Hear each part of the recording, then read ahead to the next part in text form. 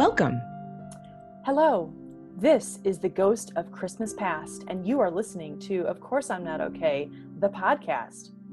I am reporting to you live from 1991, when life was amazing and Clinton was president, or maybe it was George W. Bush. Shit, I don't really know. Of Course I'm Not Okay, the podcast covers many different topics, and some of them include ghosts. Hello.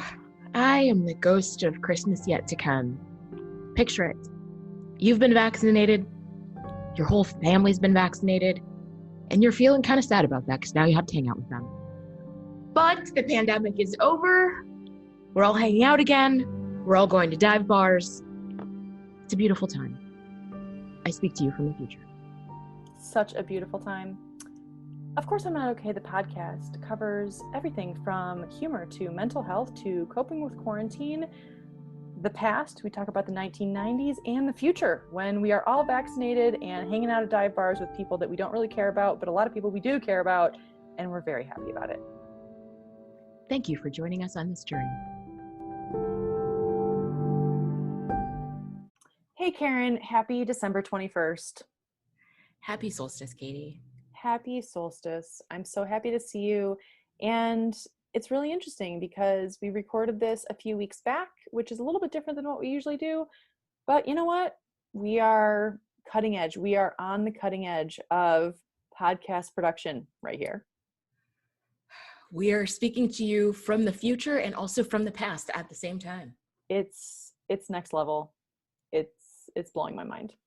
So yes, it is wonderful to see though. And yeah, I mean, I feel like, this week we're on the countdown for the holiday. If you celebrate Christmas, if you don't celebrate Christmas, there's still most likely some time off that people are going to be having who's listening. But yeah, it's just kind of, my Christmas is going to be pretty quiet. How about you? Yeah, it's going to be pretty quiet. I still don't know what I'm doing a couple weeks out, but yeah. I know it's gonna be, it's not gonna be a banger. I already know that. It's just not, we're not wild and out for Christmas this year. No. Same. I also think about the New Year's with the ball drop and stuff. Like there's no, that's not happening. Like there's not, I wonder if Ryan Seacrest is going to be calling in on Zoom. I don't know. God. I just pictured Ryan Seacrest and I was like, thank God. Ryan Seacrest this year, but I'm sure he's going to be somewhere. He's definitely going to be somewhere 100% with some other celebrity and, counting down. Maybe the Black Eyed Peas will be in the background. No. I feel like they do every single one. I don't know. And no offense to the Black Eyed Peas. I actually saw the Black Eyed Peas once in a parking lot in San Francisco. They this is a very long time ago, but they were pretty good. There were only 40 people in the audience. I don't know. How long ago was that? That was a really long time ago. Maybe 2004-ish. Yeah, they were on the rise. For whatever reason, and maybe it's because it was in Chicago last year, for some reason I associate Mario Lopez with New Year's Eve. Oh yeah, totally. Well, and have you seen this abomination starring Mario Lopez as Colonel Sanders? Wait, what? Oh, Katie, no. Okay, it's a romance movie apparently, sponsored by KFC. I have to send you if I have to be if this image is burned onto my brain, I'm gonna burn it onto your brain too. No, it's legit. Just imagine Mario Lopez with the kind of bodice ripped shirt. I know men don't have bodices, work with me. But it's a little Gone with the Wind action-y on the cover of the trailer of this movie. That's a romance movie about Colonel Sanders. I feel like that's a serious stretch. He has an 8-pack after eating a lot of donuts. And isn't Colonel Sanders kind of a not so fit 85-year-old man? Isn't that? He's dead. Oh, he's dead. That too. Yeah. Also, not Mario Lopez. Oh my God. Okay, here. Oh my God, the Washington Post really went all in on this. The first line of their story, there's nothing sexier than a man with a secret recipe for fried chicken. Oh. Okay, wait, does it say the name of the movie? Or the Oh God. Oh, please just brace yourself. It's a 15-minute mini movie and it is called A Recipe for Seduction. Wow. Okay. Yeah, I gotta leave it right there. I don't know. Like what? I don't even know where to go with Mario Lopez. What? I'm sorry I'm sorry not sorry I took us there. I had No, forgotten don't about be it. sorry. And, I mean, we're talking about holiday movies here. Let's get into it because I feel like there's a lot of, amazing holiday movies out there, and then there's some that are just what? well, as a quick plug, in our last episode, was that our last episode? Yes, I mentioned the magic of watching movies with friends. Yes. And I watched Happiest Season Oh, yes. with two other Gen X lesbians, and we were not happy about it. And I wrote it up for Rebellious, and it's like the most read article on our site for weeks now because people are just really piling onto this movie. But yeah. Wow. That's the one with Kristen Stewart on Hulu, right? Correct. Definitely hate watch it. Hate watch it? Definitely hate watch it. Yeah. Oh, do you have a favorite Christmas movie? I'm trying to think. I mean, Love Actually is great, but there's some problems in Love Actually, unfortunately, now. Like after, I don't know, the Me Too movement, and there's some stuff that I'm like, there's not like romantic comedies don't really hold up at pre 2011. Not maybe I don't know. That's a small window. Yeah, I used to say Home for the Holidays with Holly Hunter and Robert Downey Jr. was one of my favorites, but I haven't watched it recently, and God only knows what's in that movie now. Oh gosh, I haven't seen that. It's I should really try good. it. I do like The Holiday, the one with Cameron Diaz and who is it? Kate Winslet and Jack Black, Jude Law. Whatever happened to Jude Law? I don't know. Anyway, yeah, I forgot about him. But yeah, holiday movies. I want to, before I forget, put in a quick plug about the solstice. Okay, so, well, I guess it'll be over. Oh no, today is the solstice. So it's December Right. 21st. So but I think there's the thing I'm going to talk about, I think you would have had to do already. Oh my God, I'm so confused about how this works. So a friend of mine was telling me that apparently there's this, I don't know, maybe it's something people do every year, but they stay up all night to watch the sun rise and watch the sun set on the shortest day of the year. Oh. Thing. Yeah. Wait, so okay, so for the 21st, it would be you wake up early to see the sun rise. Yes. So you would wake up at like 5 a.m. or 4:30 or whatever it is, or maybe later actually, because it's probably much later. Actually, check your local listings. But like, but it's and then you get up on the 21st and then you stay up and you watch it until like the 5 p.m. type of thing. Is that what it is? I don't know. I don't know either. You can fix this in post. We'll fix it in post. Yes, but I mean, I had a friend when I was growing up who celebrated the solstice and not celebrated anything else. Like that was their big holiday of the, which I love actually. I think that's great. I mean, Well, and Christmas, I mean, the roots of Christmas, of course, is the solstice, like Saturnalia and the crazy Greeks and Romans. Like there are so many ties between pagan celebrations and Christmas. And I remember learning this in college and coming home and telling my very Methodist mother, and she's like, I don't care. It's about Jesus. Yeah, that's real. It's interesting when you think about like the historical background. I actually don't know a ton about it, but I am interested to learn because I believe you. I mean, Saturn was Zeus and he had a white beard and there's like a ton of stuff that the Christians stole for Santa Claus and for Christmas to get people super into Christianity. because paganism is amazing. And they were just like, no, you got one God. No, we got 12 big ones and then like a million little ones. Why would we go with your one God? That's dumb. Fascinating. Yeah. You're welcome, listeners. This has been your weekly dose of Greek mythology mixed with Christianity, mixed with what the fuck are we all celebrating now? Like, this is like, yeah. And thank you, University of Illinois Classics Div 105. I appreciate you all these years later.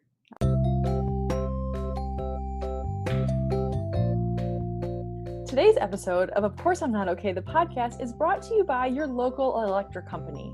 Your local electric company is extremely happy that your next door neighbor has decided to use the entire neighborhood's electric grid to basically light their 5,600 square foot house that you can see from the moon.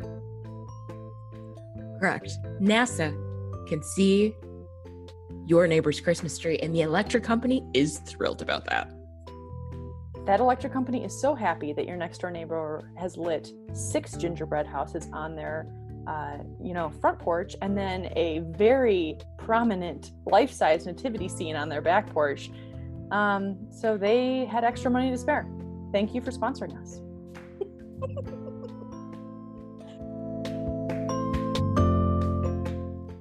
So today's topic is kind of tangentially sort of related to the holidays, because not really, but sort of, but like it's about gifts. And it's like, we're all thinking about what we're giving people, or, depending on what your traditions are. But right now we're talking about gifts of another sort. Yes. The idea is the gifts that you, as an individual, magic, unique snowflake, have been given by the universe that you are meant to share with other people. Yes, exactly. So for example, let's say that, there have been so many books written on like the second chances, the second chance careers, or someone who's in their 60s retiring and finally going after what they always wanted to do, or, like someone being in one job and then really wanting to quit that job and try another job. If you're interested in an example of that, Erin Cox is an amazing example, and she is in episode 4 or 5. I'm not really sure, but it's very early on in season 1. Yes. And she quit her job and moved to Estonia, which is in Europe, and I didn't know that. And so anyway, she moved to Estonia, and she is now a jewelry designer and very famous. But anyway, the point is that, like, I think this is something we were talking about before we hit play, which is like, it's our responsibility to share those gifts with the world, even though, like, those little voices in your head that's like, I actually really want to try this. I really want to try this. I'm scared to do this. Do it. Absolutely. And to not be afraid, and to think like, what would you do with this gift, this talent, this little voice in your head if you weren't afraid? And I'm a little embarrassed to admit this out loud, but you and I have talked about this before, but I feel like the person who really drove this point home for me was Elizabeth Gilbert. Like, yes. She has an amazing masterclass on the Calm app. Calm app, we love you. She's like my favorite masterclass on the Calm app. I'm sure I've mentioned before about creativity and fear and overcoming fear. And she has the podcast Big Magic. I haven't read her book about it, but I feel like she really, for me, helped crystallize this idea that you were given this gift for a reason, and it's up to you to figure that out. Yes, exactly. And it doesn't need to be some people might be listening thinking like, oh my God, my life is so busy. Like, I don't want another thing to pile on. Like, what do you mean that it's my responsibility to bring this to the world? And like, in no way I think that you and I are trying to like, push like the pedal to the metal to pressure people to do things that they don't want to do. But like, I think what we're really talking about is exactly what Elizabeth Gilbert talks about in Big Magic. It's like, just follow your curiosity. Like, there's so much like, if you're curious about something, and maybe it's something really not, traditional, or it's like something, it could be anything. It could be cooking, it could be drawing, it could be painting, it could be like, creating really weird cartoons. It could be like nothing that I mentioned, but something that you're actually thinking about right now, listener, and I know you are. And it's like, just go with it. Exactly. And don't don't tie it to like, you get to decide what you're successful. I feel like we also get like really wrapped up in like, oh, well, if I do the thing, then I have to be good at it. Or if I do the thing, I have to be successful at it. And you get to decide what that looks like. Like maybe being successful means you just did it. You just checked the box, you scratched the itch, whatever it was. And then you can walk away from it. I feel like we're so obsessed with productivity and success and all these things. It's like, sometimes just this, you do it for the sake of doing it because it brings you joy and you were given the gift to do that with it. I think as adults, we lose that sense of play. Like when we're kids, we have ideas and we're like, oh, I'm going to do this. Oh, I'm going to do this. I'm going to go play here. I'm going to invite this friend to play hopscotch, whatever it is, if you lived in the 1950s. But like, I mean, I definitely played hopscotch as a kid. But the thing is that like, I think as we get older, you know, the productivity like curse or like black cloud comes over our head and we think like, okay, if this is not going to be productive, or if, you know, I want to start like, you know, a boutique someday, and this is not me, but if you thought of that, or someone listening thought of that, and then like, you're just not really sure how, it's like, just start small or start doing whatever you want to do. It also could just be like doing something for the hell of it. Like that is really what I'm a huge proponent of. Like a few years ago, I was on Instagram and I did this 100-day project where I did 100 days of finger dancing, which is really not a thing. And it basically was me moving my fingers to music. You can check it out on my Instagram if you're interested, but basically it was like, it actually was for nothing. Like it was for like, there was no objective.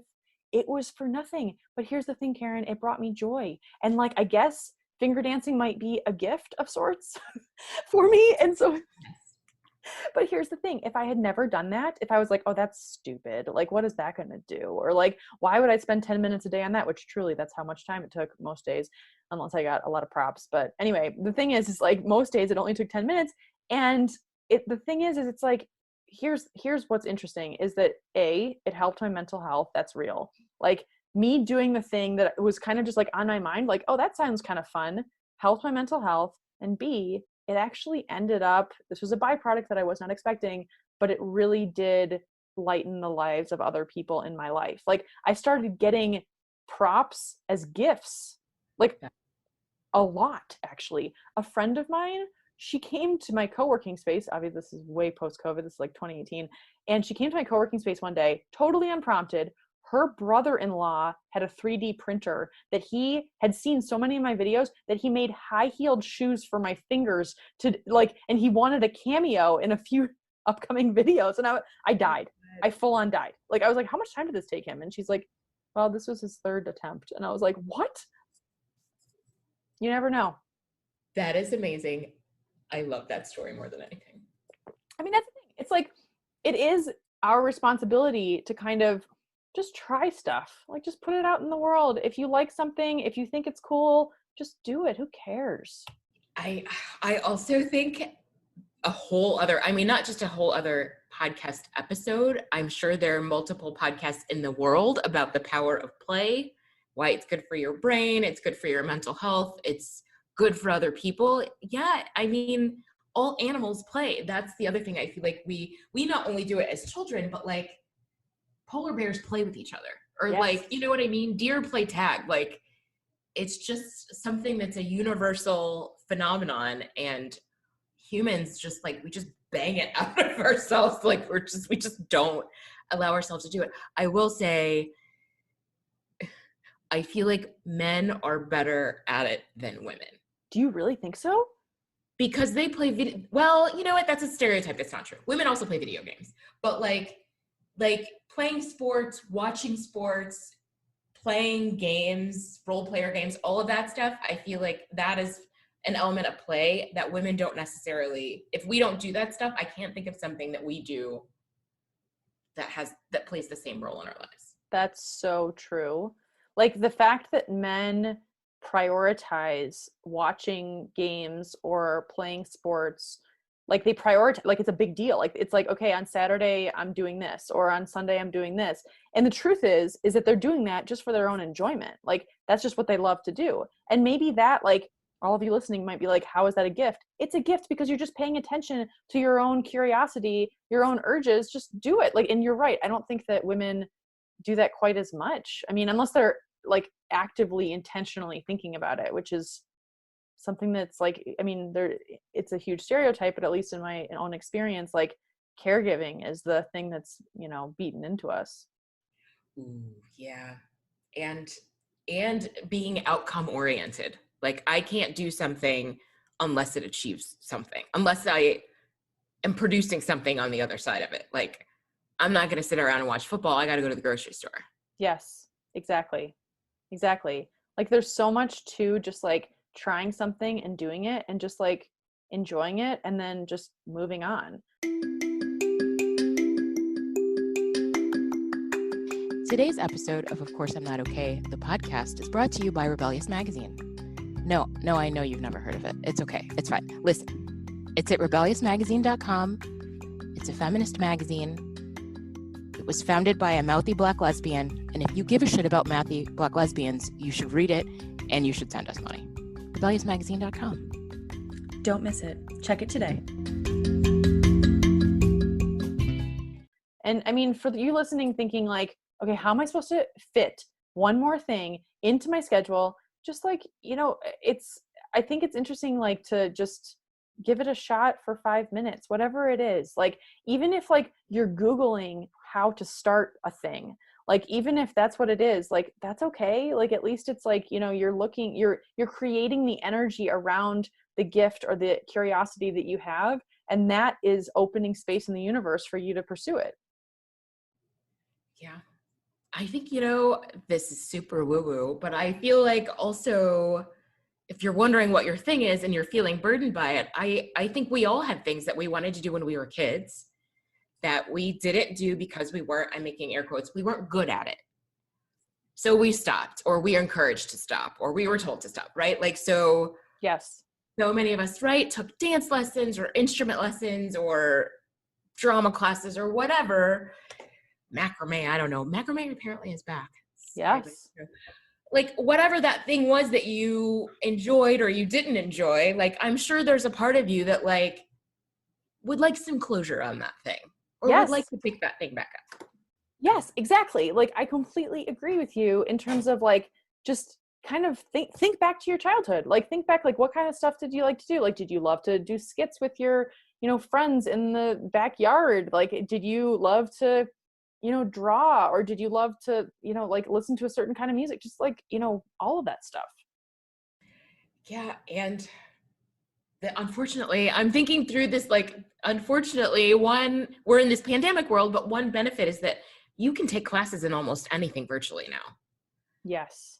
And it's so much lower risk than like going to an art studio or going to do the thing in person, especially by yourself, or especially if it's something you're like, don't want to share with the world that you want to try, you can just take a virtual class in it. Yes. And actually a lot of those virtual classes are very affordable. And if you're worried about getting into a virtual class, if that seems too much of a risk, go on YouTube.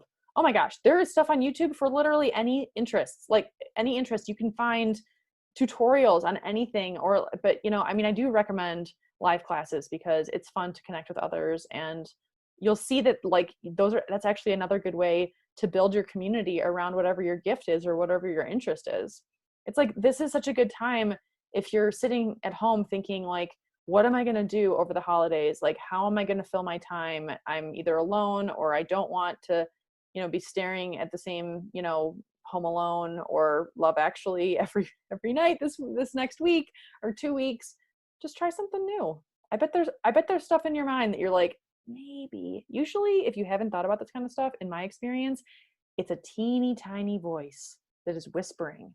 And it's like, sometimes you just have to get kind of quiet. And you could, if you're like, okay, it's nothing, Katie. I have nothing. I have no idea what my gift is. I have no idea what I'm interested in. Who gives a shit? This is a dumb episode. My recommendation to you is to just ask yourself. Like sometimes asking is like, what do I actually want to do? And then wait for the answer. And sometimes it takes a little bit. It's not a dumb episode, by the way. I was just going to say, I love that there's a message. There's an Easter egg in this episode, and it is a message to the people who think this is dumb. Hi. We're talking to you. Yeah. Just go after your, like, whatever it is. But it's like, but back to the point that we made in the beginning about it's our responsibility to kind of put this stuff out into the world, because, you know, if I had never done my finger dancing challenge, then my friend's brother-in-law wouldn't have perfected his pattern for finger high heel shoes on his 3D printer. I mean, you know what? Like, I hope that brought him joy. It's a gift to the world. It's a gift to the world. Exactly. And yes, not to be like, you know, this is, I hesitate to even give this example, but to the point of like not having to have a product at the end or like some sort of success at the end, there are many examples of people who do go after stuff and they do have like massive success, which is really cool. And that's not really what this podcast is about, but I do want to just give one shout out to Chanel Miller. Chanel Miller is an author. She wrote the book Know My Name. It's amazing. I'm reading it right now, and it's a memoir about sexual violence, actually, but it's really, really interesting. She's incredible. But the thing is that she started like drawing, and her drawings are kind of funny and really whimsical. She just got a commission at the San Francisco Asian Art Museum, and she has a mural like on Hyde Street, which is like a major street in San Francisco. So like, you know, I'm not saying that listeners, your passions need to turn into a mural on Hyde Street in San Francisco, but just go with it. That's an excellent example. That's amazing. You never know. And I was going to give another shout out to, if you are interested in this topic, or if you're interested in the topic of how to explore some of your interests that maybe you've buried because fill in the blank. Gretchen Rubin wrote The Happiness Project. And I think she has at least one follow-up, but she, no spoilers, decides to embark on this journey to be happier in her life, and she makes a list of things, and every month she incorporates some of them. She is very organized, so she's very methodical about it. So that might not be everybody's jam, but I really appreciate that she was very intentional about being happy and that she put a lot of thought into it. Yes, like that became her thing. And I'm sure she had, I mean, I'm projecting, but I'm sure she had the inner demons that are like, what is the pursuit of happiness really going to get me? Oh, it got her a huge book deal. Oh, she's now like a very celebrated author. Not to go with the achievement-oriented thinking that women do, but that she also has a podcast, and I haven't listened to it, but I'm sure it's good. But I'll link it in the description. But yes, it's a really good example. Yeah. Just go after whatever it is. So, Merry Christmas to all of you that celebrate Christmas, and happy holidays. And we hope that you have a really relaxing week that is filled with you exploring your passions, or at least creating space in your heart to invite them in. Well put. And I feel like I should say happy Kwanzaa and happy Festivus, happy Solstice. Happy Kwanzaa, happy Hanukkah, happy any holiday that you celebrate. We are so happy for all of you, and we have major gratitude for you all of you listeners out there. Thank you.